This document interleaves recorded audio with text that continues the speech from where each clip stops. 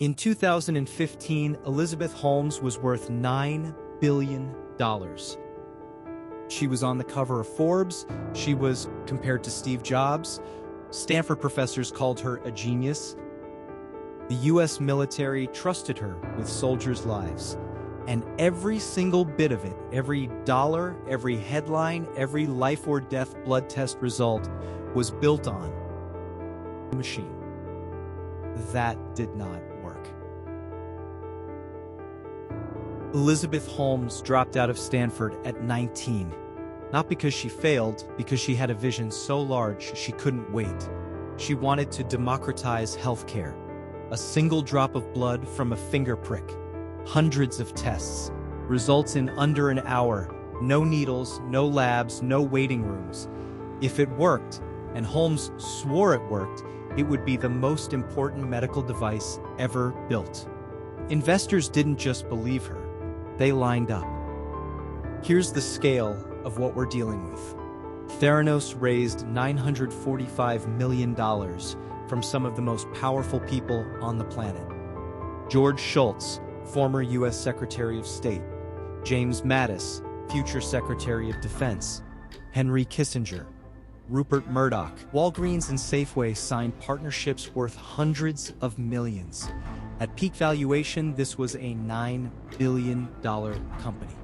And at the center of all of it was a 5'6" woman in a black turtleneck who had never run a single peer-reviewed clinical trial. The first thing you need to understand about Elizabeth Holmes is that she didn't sell a product. She sold a story. And she was extraordinary at it. She lowered her natural voice by an entire octave, deliberately, because research showed deeper voices convey authority. She wore the same black turtleneck every day because Steve Jobs wore the same thing every day. She made unbroken eye contact for so long that investors described it as unnerving but magnetic. She didn't present Theranos as a startup. She presented it as a moral mission. People are dying because blood tests are too expensive and too slow. Who argues with that? But Holmes didn't just charm investors with a story. She built something more powerful, a board that made skepticism feel unpatriotic. Think about who she recruited. George Shultz negotiated with the Soviet Union. Henry Kissinger shaped modern geopolitics. James Mattis commanded U.S. forces in the Middle East. These weren't Silicon Valley venture capitalists who understood biotech. They were statesmen. And their presence on the board sent one message. If this were a fraud, these people would know. They didn't know. Because Holmes never showed them the science, she showed them the vision. In 2013, Theranos opened wellness centers inside Walgreens locations across Arizona. Real patients, real blood draws, real test results sent to real doctors who made real medical decisions based on them. The only problem? The Edison machine, Theranos' proprietary device, couldn't actually run most of those tests accurately.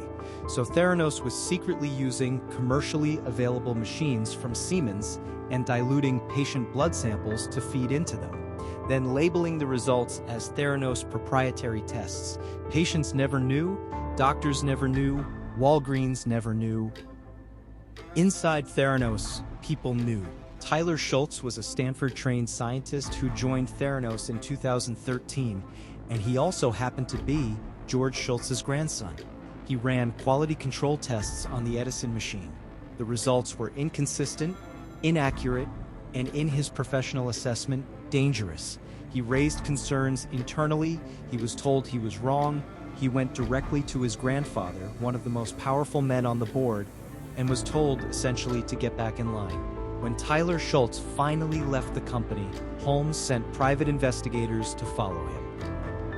Erica Chung, another lab employee, left around the same time. She reported Theranos to the Centers for Medicare and Medicaid Services. Both of them were immediately targeted by David Boies, one of the most feared litigators in America, who Holmes had on personal retainer specifically to suppress internal dissent. This wasn't a startup with growing pains. This was a machine built to silence truth. Holmes spent more money on lawyers than she did on R&D in some quarters. Here's the single statistic that unravels the entire story. Theranos claimed its Edison device could run over 200 blood tests from a finger prick sample. In reality, at its most functional, the device could reliably run fewer than 12. The rest were either performed on conventional machines or simply fabricated. A 2016 federal inspection of the Newark, California lab found the Theranos testing process posed immediate jeopardy to patient health and safety. That's regulatory language for people could die from this. Some evidence suggests they already had. Remember the opening? A machine that didn't work? Here's how long it ran anyway. Wall Street Journal investigative reporter John Carreyrou started receiving tips in 2015. What he found was almost impossible to believe.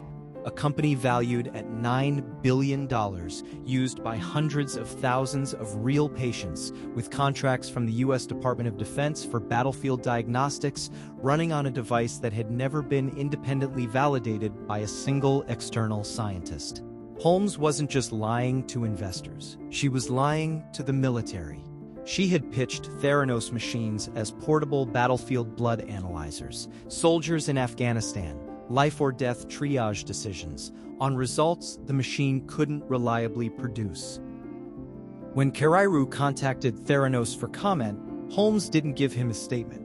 She called the publisher of the Wall Street Journal, Rupert Murdoch, who happened to be a $125 million personal investor in Theranos, and asked him to kill the story. Murdoch, to his credit, declined to interfere. The story ran on October 15, 2015.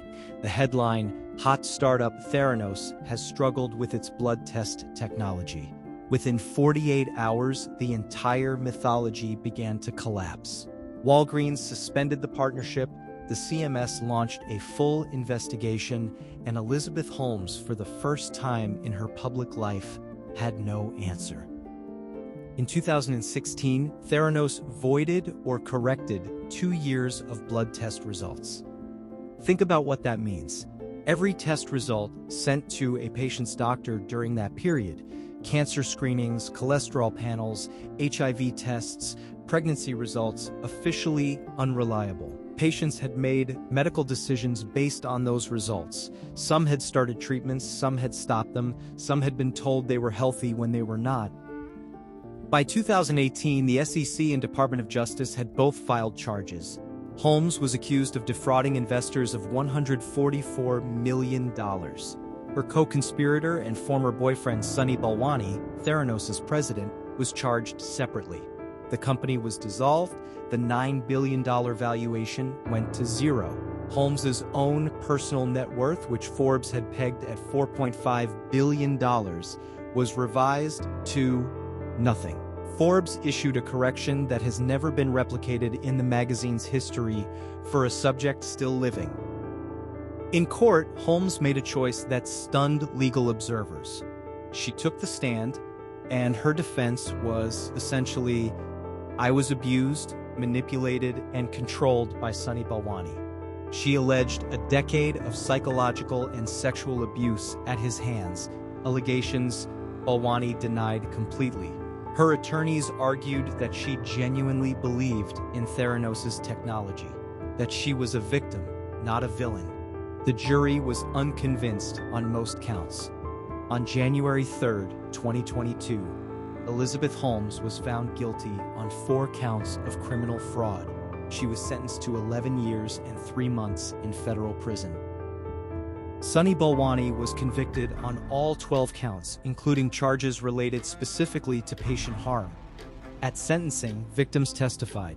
One woman described being told her cancer had not spread, a result later voided.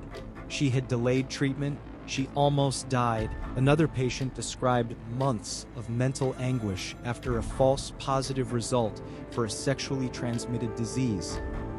These weren't abstractions. These were people, and the machine was never real. Here's the question that's worth sitting with. How did this survive for over a decade?